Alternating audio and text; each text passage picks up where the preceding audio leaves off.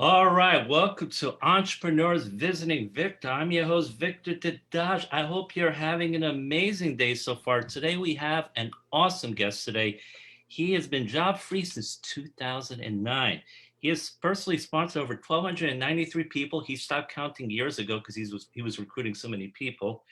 And he's been a top earner and a member of a leadership council of his last two network marketing companies. And he's personally trained thousands of business entrepreneurs and helped develop some of the world's highest paid earners in the home business profession. So let us welcome Paul Hutchings. How are you doing today, Paul?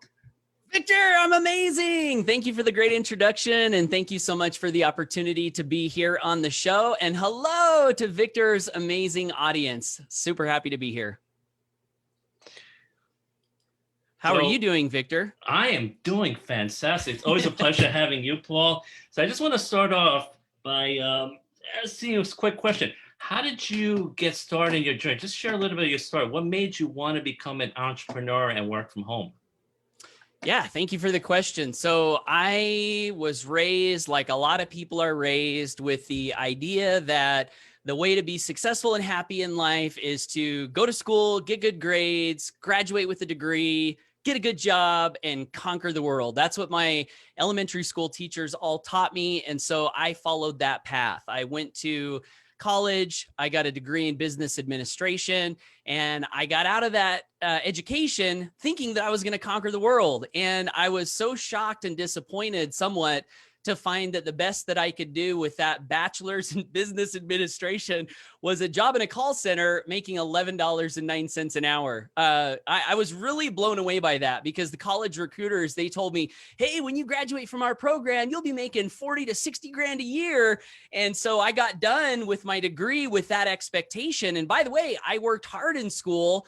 I graduated summa cum laude, high GPA, and I thought, let's go. And I could not get a job other than the one paying $11.09 an hour. So anyway, I started off in the employee path and was working in a call center and did the best that I could to make do with what I had.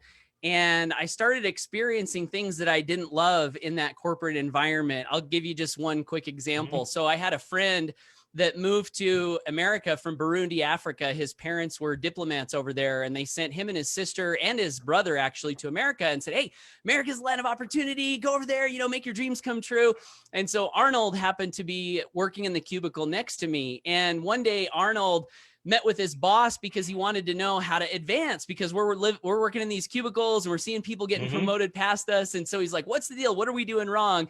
So he goes in his boss's cubicle and his boss said, Arnold, you really want to advance in this company? And he's like, yeah, I do. Tell me what the secrets are. And his boss says, okay, number one, you got to get yourself a set of spandex shorts. Number two, you got to get yourself a racing bike. And number three, you got to get yourself a Lance Armstrong book. And Arnold's sitting there thinking, what are you saying? Like, this doesn't make any sense. And his boss said, stand up, Arnold. So they stood up and he said, you see that corner office over there? That's Jeff's office. He's the VP of sales and he is into Lance Armstrong racing and he does wear spandex. And so Arnold came out of that cubicle and his eyes are just like, shocked. And he comes over and tells me what happened. And I just, I got this sense, and I think, Arnold did too, through that experience and other experiences like that wasn't right. Like here we were showing up early, was working late, working through lunch, serving the customers in a great way. And it almost seemed like none of that mattered. What mattered was schmoozing with the right people. And so I said, I really don't want to invest my entire life this way. I got to find a better path. And so when one of my other coworkers asked me to look at a network marketing opportunity, I was totally open. And I was like, yeah, residual income, no job. Let's go. Let's do it. So anyway, that's how I got involved in entrepreneurship originally. Wow. That's an interesting story. Yeah. So there are a lot of people. You thought the way to do it was go through college, get into a corporate environment. You thought you were going to be set for life, and you found out you weren't going to make as much money as you wanted to. And then you found out you had to act a certain way. You thought just working hard, just doing all the right things would get you promoted, but you found out you had to do these extra things that really had nothing to do with the job. So that's right. It seems it happens to a lot of people. They go in these expectations, then they find out a lot of times it's a lot of times it's just talking to the right people, being friends with the right people instead of doing the hard work. And that could be so deflating and can really be, it really gets rid of all your inspiration. So that's why I guess the person, your friend that talked to you, got you at the right time when you were open to these opportunities because you were not happy with what you were doing. And then, yeah, network marketing residual. This sounds good. So tell us about the beginning of your network marketing journey. How did it start off? So I remember my very first meeting here in my hometown of Blackfoot, Idaho, and my wife was pregnant with our first son. Mhm. And this meeting was in this old abandoned warehouse, and there were metal chairs, and there was a guy at the front of the room with a whiteboard. And what I remember from that meeting was him saying that within the next 90 days, we could be making $40,000 a month. That was not a guarantee of income. Please don't take that as a guarantee of income, guys. But that excited me. And I thought, whoa, who would not want to do this, And so I was all in. And what ended up happening was I did everything they told me to do. And I went an entire year and made not even one penny my entire year. And so that was my first year. And I made lists. I went door to, I talked to my friend Arnold that I mentioned earlier. I said, hey, let's go door to door and see if we can get some people interested in this business. And so we drove to one of the streets here in my hometown, knocking on doors. We got verbally beat down by some people, because we were coming to their houses. And so that first year was not great as far as income was concerned. However, that first year, I learned some things that I think were crucial to my overall journey. And I'll give you a couple examples. The company that we had joined had a recommended reading list. And up to that point in my life, I guess I kind of felt like my education was done with college and I wasn't in the habit of reading. But this company had this list, Think and Grow Rich, Rich Dad, Poor Dad, Man's Search for Meaning, Psycho-Cybernetics. And I remember starting to read those books and just feeling like my mind was just opening up. And I fell in love with that. I fell in love with new ideas. I fell in love with learning and growing. And so even though I didn't make any money that first year in network marketing, I had started the path to growth. And I like to think that, we're all seeds and we have a gestation period. And so it's easy to look at the outside of someone or a business and say, hey, we're not making a ton of money. We're not producing results, and say, this isn't worth it. But we got to look at all the things that are happening on the inside. And that absolutely was, part of my story. And so after that first year, I sort of bounced around from company to company to company, went the next 4 or 5 years, did a little better, but not much, made a few $100s here and there, got up to one company where I was making $1,000 a month in income. And at that point I told my wife, I said, hey, let's quit the job because we got $1,000 a month residual coming in. Maybe if we quit the job and go full time, we can really grow this. And so my wife, she's always been so supportive of me. I love you, honey. And she said, we've got some savings. Let's go ahead and do it. Let's quit the job. And so I quit my job making $1,000 a month. And then what happened after that is my income actually went down after I went full time. It went down to like $300 a month. And part of that was because the company did something that I view as unethical. They took part of my downline and just moved it somewhere else. And so that was kind of tough. But Napoleon Hill says, in every apparent setback lies the seed of an equal or greater advantage. And I found that to be true over all of my business journey. And in every story experience where something felt like it was the end of the world, my heart was crushed, I'm down on the ground praying to God. And there have been literal times like that. In all of those stories, I've looked for that seed, and I've always been able to find one that turned out to be better. You pick up what was wrong with the previous experience, you learn from it, you gather, like Jim Rohn said, you gather up the past and you invest it in the future, and you just keep, learning and growing. And so after about 5 years, I finally found a company where I had a breakthrough and built my first 6-figure income in network marketing. So that was after about 5-6 years of being on the path, on the journey. No, that's awesome. So we learned some things. So number one, your first year, you struggled. You didn't make any money, but you were starting your process of personal development. You were reading these books. You were starting to get better. So on the outside, nothing was showing. But on the inside, you were growing. You're starting to develop those roots, that solid foundation, which is required for success, which a lot of people don't understand. I mean, ultimately, in the long term, the results are what matters. But a lot of times you're not going to see them in the beginning. So, but you were building that process, that foundation deep inside you, and you never gave up. You did not give up 3 feet from the goal. It took you about 5 or 6 years, and you went through some ups and downs. Every year you got a little bit better. You start making a little more money. Then you were making $1,000 money residual income. Then you said to your wife, let's do this full time, and you did that full time. And then your income initially went down a little bit because it took away part of your downline. And again, entrepreneurs are going to deal with obstacles. They're going to deal with struggles. These things happen. Sometimes you did not foresee this happening. A lot of times we can't foresee these things happening. But then you looked at what Napoleon Hill said: in every adversity, there's the seed of an equal or greater benefit. And eventually you did not give up. You worked it. You keep pursuing your dreams. You went to several different companies, but eventually you found one. You became a six-figure earner. It took you 5 or 6 years. So here's the thing. You didn't give up. You were always growing. You were developing yourself. And because you were patient enough to not give up on your dreams, after a while, it took some time, but you reached those dreams. You were doing 6 figures, but it took 5 or 6 years. A lot of people expect it in 1 or 2 weeks, and they give up when they don't get success. But it takes some time. So I'm glad you shared that journey. So could you talk a little bit more about the importance of personal development and not giving up if you really want to pursue your dreams, and realize you need to be patient enough, like you did, because you were patient enough, you didn't give up, and you had that success because you never gave up. Yeah, absolutely. So let me share just a few more things that happened on my journey that kind of illustrate this persistence factor. It's the most important thing you can have as an entrepreneur is the willingness to never give up, no matter what obstacles come. You got to overcome them. One of my good friends, Patrick Action Jackson, who was a former NFL pro football player, he said, the ground is no place for a champion. You get knocked down. What happens? Do you lay there sweaty, bloody, bleeding, and just say, I'm down for the count? He's like, no, you get up and you keep swinging, right? You got to have that spirit because, like you said, Victor, things happen that could take you down for the count. So I mentioned my first year, I didn't make any money. Next 4 years, not much better, a few $100s here and there. That first 6-figure income I told you about. So our downline was exploding. We were growing like crazy. We were telling our teams like, this is the one, we found it, yes, yes, yes.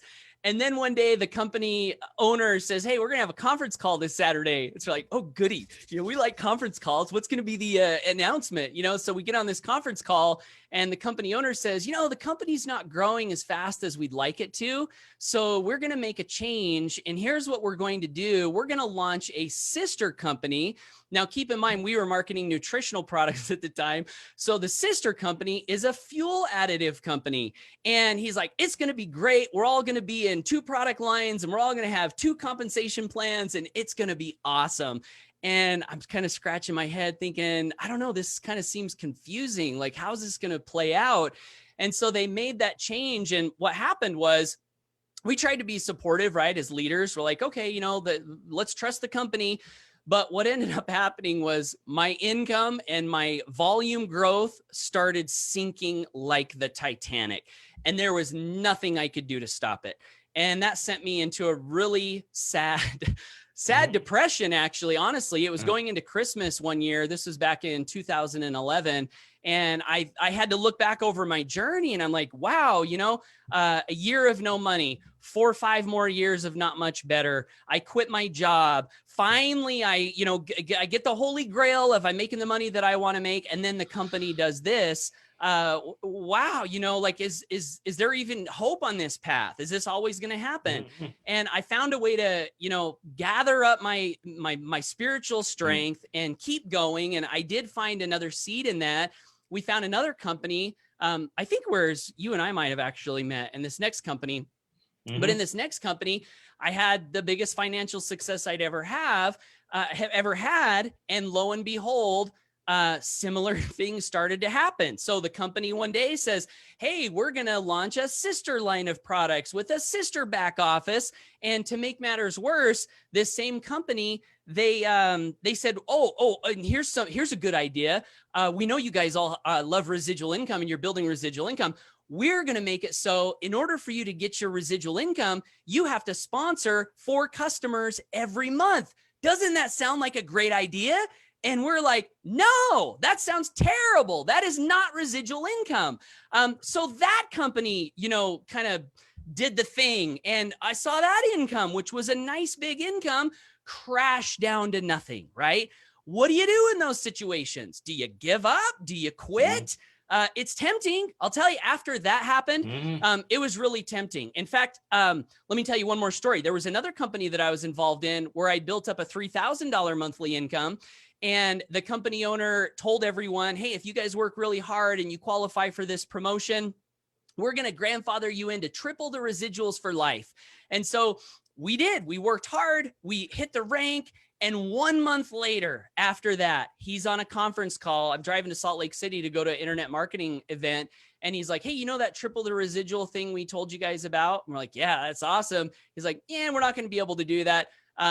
Hope to see you at the next event. Click. And in one phone call, wiped out 2/3 of our income, right? So all these things happen, clear up to that last one that I told you about, the one where you and I were together, Victor. And I came to a point where I was talking to my business partner, Mike, and we said to ourselves, if this is going to be the story, I don't know if we can, in good conscience, continue to do what we're doing, which is telling people that, hey, you can build a residual income, because so far it has not panned out, because residual income is only residual if it stays and pays, right? And it wasn't panning out. And so my business partner, Mike, and I, we actually thought about just getting out altogether. We said, we just don't feel good about this, because if you can't tell people something and then have it actually play out, eventually your conscience just eats away at you, and you can't do that. And so we thought about leaving. We thought about, doing the best that we could to find a company that we could trust and, join, which, by the way, I think this is a big takeaway for anybody who's building any sort of a network marketing or affiliate marketing or, anything like that. It is crucial that you find something that you can count on long-term if you want residual income. And here's a sad truth is most of the companies that start up in this realm of network marketing, internet marketing type stuff, most of them go out of business relatively quickly. So be aware of that. And if your long-term goal is residual income, do whatever work you need to do to find a vehicle, to find a leadership team that you can trust, who will, number one, stay in business long-term, but then number two, that you can trust is not going to monkey with the comp plan or run shenanigans behind the scenes to move money around from this group of people to this group of people. It's really, really, really important. And so anyway, my business partner, Mike, and I, we said, we're either going to get out of this thing, find a company we can trust and believe in, which there are companies out there. There are great companies out there. But for us, we said, hey, let's start something that we can believe in, and let's do the best that we can to be the change we wish to see in the world. But the lesson is, do you quit? Do you ever quit?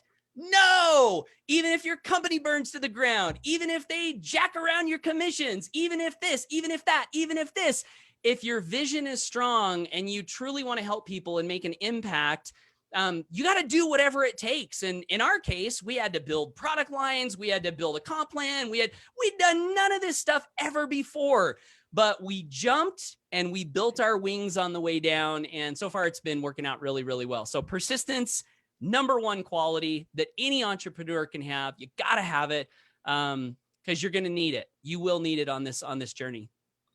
No, I totally agree. Persistence is so key. You just don't know what kind of obstacles you're going to come across. As you've shared in your story, you came across a whole bunch of them.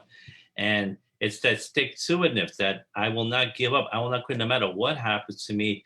That's propelled you to this success. Because a lot of things you can't foresee, things the company's going to do to you, changing the comp plan, changing your downline, making promises, and then a month later saying, we can't give you what we promised you. So you're losing 2/3 of your residual income. There are a lot of things that just happen that you have no control, which is why it's so important to work on that personal development, really develop yourself. Because here's the thing, sometimes companies do go under for whatever reason. Sometimes the government shuts them down. But if you develop yourself, you can take those talents to another company, or in your case, you and Mike, you guys started your own business. It's because you guys worked on yourself for many years and you had that talent. Now it was a lot to learn because you guys had to do it yourself and you never created your own company before, but you did develop yourself. And with the new company, you guys never gave us. So that persistence is so important. And you brought up an important point. A lot of new companies, unfortunately, most of them do go under for whatever reason happens. So always be prepared for that if you're dealing with new companies. So like you said, there's a lot of good companies, there's some bad companies, and then there's some good companies, but they just don't last. It's just part of the industry because there's a lot of new companies being built all the time. And some of them, a lot of them are not just going to last. So you always have to keep that in mind, which is why it's very important, I believe, to do your research on these companies, the people who found these companies, look at their track record. Did they run successful companies? Did they help people out? Did they run scams? Because usually guys who run scams tend to run other scams. Guys who are successful, who help people out, will generally set up another company that's going to help a lot of it. So I think it's very important, especially now with the Google and everything. You could just read up the histories of all the people, all the founders. So I think it's very important to do your research. Some people don't do the research before they join the company. I think that is so important. And you want to say something, Paul? Yeah, you remind me of something a mentor told me one time. The greatest indicator of the future is the past. So just what you said, you can look at someone's track record and kind of accurately gauge what's going to happen in the future. So take the time to do that for sure. No, absolutely. So that's very important. You got to see where these guys been and where they've been before. They're probably going to be like that in the future. So that's very important. So the last 5 or 6 years, I guess, Mike been doing this business, creating all that stuff. Just take us through that journey, because sometimes some people may want to create their own business. They may want to create their own company. And just what are some of the things you guys have utilized to make this successful based on, I'm sure a lot of what you guys did is based on your past experiences for what you've been through in the industry. So you want to just share some of that with us? Yeah, absolutely. So number one, I think the most important thing in starting anything really is to have a strong vision. Mike and I, from all of the experiences that we had in the past that I mentioned, we started thinking about where did these companies go wrong? Like why did they not last? And the answer that we came up with was that we feel that some of these companies were making decisions that were out of alignment with principles, with universal principles. And so when we started our company, we said our vision is going to be freedom through principle-centered leadership. So we want to do whatever we can to help to inspire freedom, to empower freedom, to create products and a comp plan that fosters freedom. And we're going to do it all through principle-centered leadership. And that is something that a lot of the people that have joined us and are working with us that we are so thankful for, we have a great community. That is one of the things that they really resonate with, that we strive to be in alignment with principles. And another thing, when we started our company, so we actually were top leaders in another company and we went to an event and we knew we were going to leave. And the reason we went to the event was because we had our team members going and we wanted to tell our mentor, thank you and we love you and goodbye. We wanted to do that in person. And so we went to this event, and one of the things that we struggled with internally was, do we tell all of our team who just showed up to this event, they're all excited, do we get them in a room and say, hey, here's the new vision, we're going over here? And we decided that we weren't going to do that. So we actually did not, mass recruit our team. We just let them be where they were, excited about what they were excited about. And we just went off and, did what we were doing. That being said, when we launched our company, we did invite, our email lists. And when we got on that first webinar, we did not even have a product. Now, if there's any FTC regulators watching this, maybe that's not a good thing. No, what we did is we had a vision for a product. So we got everyone on a webinar. We showed them the outline of the back office and what the vision was behind it. And we had people believe us and trust us and join. And so we quickly, built out the product, and now we have multiple products. But I think it's a good lesson in that, number one, have a vision. Number two, people buy into your vision. And number three, sometimes you do have to just start taking action before you have everything figured out. And I think that's one thing that's really characterized our company over the years is we felt like we've always wanted to do the right thing, even though we may not know how to piece everything together. We've had faith that our vision was worth figuring out how to piece everything together. And over the years, it really has just fallen into place where we've learned the things we needed to learn. We found the systems we needed to find. We've attracted, great people. I would say those are the most important lessons. Yeah. All right, that's some great stuff there. No, I like the idea of principle-centered leadership. So if you want to create your own company, you got to have that principle-centered leadership and have that vision and have people buy into that vision. And at the beginning, you won't have it all figured out. So take action. Unfortunately, that's what stops a lot of entrepreneurs. They don't take action. They say to themselves, once I figure out everything, then I will take action. The problem is it may take you years and you might see 5 or 10 years pass you by and you still haven't taken action to try to figure it all out. Here's the thing. You take action, you will figure things out. You're going to make some mistakes. You will make some adjustments. You'll make some tweaks. But that's how you get better is by taking the action. That's what people have to realize. It's okay to make mistakes. It's better to have version 1.0 or something that's not perfect than version 0.0 that you're trying to get perfect. Like you write a book, you get it out, you can always have a second edition the following year when you want to make some updates to the book. Same thing with your programs or your company.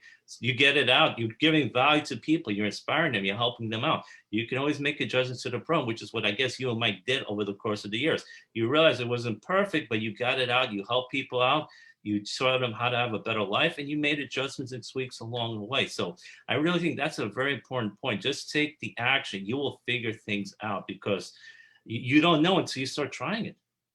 Can I say one thing on that? That's such a good thought. There's just one thing I want to say is that I'm a huge fan of personal development. It's changed my life. I read every day, have done for many years. I think that if you can learn a lesson from someone else and not have to make the mistake they made, that's good. And that's better than having to make it on your own. That being said, a lot of times the best, most relevant lessons will be the ones you learn from the action that you're taking, because you can be a student of your own life. You can be a student of your own actions, and you will learn things that you might never have learned in a book, or it might take you 10 or 15 years to learn in a book. So I would love to encourage people to do both, definitely read, but also be taking massive action and learning from your own actions. And you'll get really great feedback and insights that you might not otherwise get. No, I agree. Both ways are very important because sometimes you just got to do it. Theory can only carry you so far. Sometimes you need to talk to people. You need to build relations, stuff like that. That's the only way you're going to learn. Other times, you can learn from a book or you have a mentor. I think that's why mentors are so important because they can help you cut down some of the mistakes that you don't have to do. They'll tell you, don't do this, so you don't waste your time doing those things. But sometimes the best way to learn is to do it yourself. So I agree. Those are two important keys to remember. Some you can learn on your own, and you should learn on your own, but others you can just learn from other people or from books, and this way you can avoid making those mistakes. So another question I want to ask is, since you've gone through this process, through many years, you had your ups and your downs, you had your struggles at the beginning, you didn't give up, you persisted. For someone getting into the industry, say someone wants to be a network marketer, they're getting started, what would you recommend to them that they should do getting started and what to expect? So, because I think sometimes people get into this industry, they have an unrealistic expectation of what's going to happen in network marketing. Yeah, I think the greatest way to frame a good expectation is a quote from Anthony Robbins that I found to be 100% true in my own life. And that is this: most people totally overestimate what they can do in a year and underestimate what they can do in 10. So I would encourage people, if your goal is to build a real business, understand that it will take time and the time is worth it. Seth Godin says the long cut is the only real shortcut. Everyone's looking for the shortcuts, and I like shortcuts. I do believe in shortcuts. There are legitimate shortcuts. Learning from a mentor, legitimate shortcut, right? There are good shortcuts. That being said, we all have our own journey to go through. And I would just like to encourage everyone to commit, commit. One of the decisions that I made early on was, if this takes me my entire life and I still don't end up achieving my goal, how would I feel about that? And I said to myself, I would feel great, because at least I could look back on my life and say to myself, I put it all on the field. I gave it everything I had. I went for my dreams. I didn't quit. Yeah, even if I didn't achieve my goal, that's the kind of life that I wanted to live.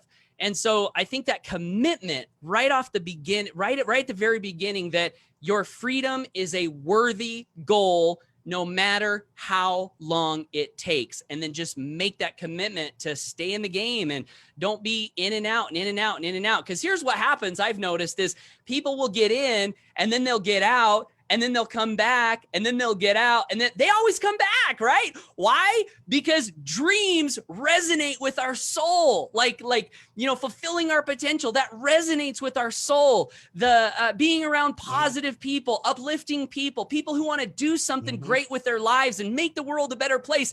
Man, that's hard to stay away from. So if you're in that now and you like that, just make the decision that you're going to stay in, right? So you don't have to, in and out, in and out, in and out. So yeah, that's what I would say. No, that's some good stuff there. Number one, I like the quotes from Tony Robbins and Seth Godin. And I love the part about commitment. Here's the thing. Too many people have the view of, well, when I see results happening, then I commit. It's got to be the other way around. You need to commit first, and then eventually get those results. And, commit. Because you don't have those regrets at the end of your life, like you were talking about. Like Jim Rohn said, the pain of discipline weighs ounces, while the pain of regret will weigh tons. Because a lot of people will have those regrets at the end of their lives. They're saying, I wish I had done this. I wish I had done that. I wish I had not given up. But if you fully committed, even if you did not achieve every single thing that you wanted, but at least you tried it. You gave it your all, and you should be proud of yourself for doing that. So I think that's very important. And also, a lot of people, they just want those quick results. They want the instant gratification. And someone interviewed me a few weeks ago, she pointed out that anything that's great takes time. A baby takes 9 months to develop. Flowers, plants, you plant them. Fruit, anything you plant, it's going to take a while to cultivate before you can harvest. You don't just plant it and then it comes up the next day. It'll take many months of cultivating and taking care of and nurturing. The bamboo tree takes 5 years of watering and nurturing before it grows 90 feet in its 5th year. So I think a lot of people need to remember, anything that's really great that you really want to happen is going to take some time. And unfortunately, everyone wants it to happen yesterday, and they're so impatient. That's, I think, one of the reasons why they give up. And they have to have that long-term plan, which is you were thinking about. It's really the shortest term when you have that long-term vision, that long-term plan, because that's when you get the most done. So I thought that was some great points you brought up, Paul, about that. Likewise, Victor, appreciate that. There's another quote that I'll throw out from one of my friends, Super Duper Stan. He said, I'd rather die with the integrity of having fought for my dreams than live with the disgrace of looking in the mirror at a quitter. And that's always inspired me, kind of along those same lines. I love that quote. That's a great quote to share with everyone. Now, as we're getting toward the end, do you have any other last minute tips for people who want to be successful as an entrepreneur, as a network marketer, other things they can do to ensure in the long run they will be successful at this? Yeah, I would say, number one, it takes what it takes. And the reason I say that is because sometimes I connect with people and they're like, well, I don't want to do this and I don't want to do that. And that's okay. Like we all have our agency, and I respect that. And if there's something that you don't want to do and you can find a way to be successful in another way, bless you. I support that. I love it. Right. But don't let, I don't want to do that, prevent you from having success. Because if I don't want to do that is preventing you from achieving your goals and dreams, then it is not a good thing, right? It's not a good thing. So be willing to do, it takes what it takes, right? My philosophy is whatever it takes. Some time ago, people, on this journey, as you know, Victor, people say, what do you do for a living? It's such a weird question for those of us who are in this space because we don't quite know how to answer it. And I remember thinking to myself, I'm just going to start telling people whatever it takes. What do you do for a living? Whatever it takes. If that's flipping houses, if that's buying rental properties, if that's building a network marketing business, if that's building an affiliate marketing business, that's building whatever it takes. That's my philosophy, right? Do what it takes. And specifically for people in network marketing and affiliate marketing, I would highlight that relationships absolutely are important. A lot of people want to skip over relationships. They want to skip over people. They want to drive massive traffic and get autopilot conversions. And if you can do that, awesome, bless you. But what I found is that connecting with people is really important for long-term success. And also, this is just my philosophy, in connecting with people, you get paid in ways that money can't pay you. And the best way to frame this is with another quote from Napoleon Hill, who said, if money is all you have in your paycheck at the end of the week, you've been grossly underpaid. So I find great value in connecting with people, lifting people, building relationships. I really, really enjoy that. And if you're just getting started from a tactical standpoint, I think one of the easiest ways you can start a business is to, don't worry, I'm not going to say make a list of everyone you know, right? But I am going to say that list is already made and it's on Facebook. And I'm not going to say invite all of them, but what I would recommend is go through your friends list and figure out, hey, do I have to invite Aunt Bertha? No, you don't have to invite Aunt Bertha if you don't want to invite Aunt Bertha. But odds are there are some people in your friends list that maybe could use an invitation from you to look at what you're doing. And I would encourage you to do that, get started with that because that skill is going to benefit you over time. I learned things when I first invited in that first network marketing business that I still use today. So, yeah. No, I agree. Relations are so important. Talking to people, inviting people. And I like what you said, building these friendships and relationships. You also get paid in many other ways besides money, which is really fulfilling and enriching. So I love that point that you brought up. And you really need to talk to people. It is so crucial in this business because what is network marketing? It's network marketing. You got to network with people, talk to people. And great things happen when you build these relationships. Like you said, there's so many different ways you get paid, not just financially. There's so many things you get from other people.